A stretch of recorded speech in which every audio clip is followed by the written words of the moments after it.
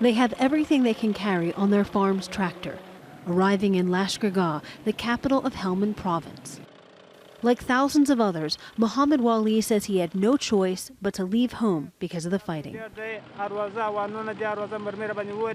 Mortars landed on my house. Allah saved us but killed our cattle and sheep, so we loaded our belongings and family. We are fleeing the fighting and now have come to the city. The entire village has suffered. There are a lot of problems because it's on the front line now. With the fighting, no one is able to water the crops. Being forced to leave their land can ruin farmers, and yet they keep coming, their tractors piled high. To Gul Ahmad, they're the lucky ones. He and his 7 children left their village, Chaanjir, with nothing but what they were wearing. They now depend on the kindness of strangers.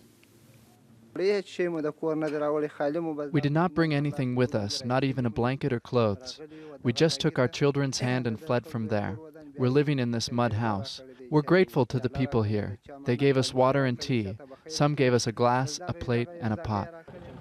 Afghan security forces are near Chaanjir, about 12 kilometers outside the provincial capital, planning their strategy for fighting the Taliban. The Afghan military has sent reinforcements to Helmand and say they've killed more than 200 Taliban fighters in the past 2 weeks. The Interior Ministry says Lashkar Gah will not fall, but not everyone is convinced. In the military leadership, there's no real command and no coordination. When police are fighting, the Afghan army leaves, and if the Afghan army is engaged, then the police will flee.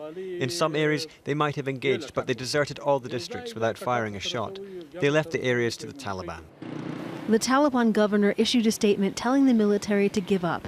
He assured civilians they would not be harmed if the Taliban take the city, but few here believe that's true. Jennifer Glasse, Al Jazeera, Kabul.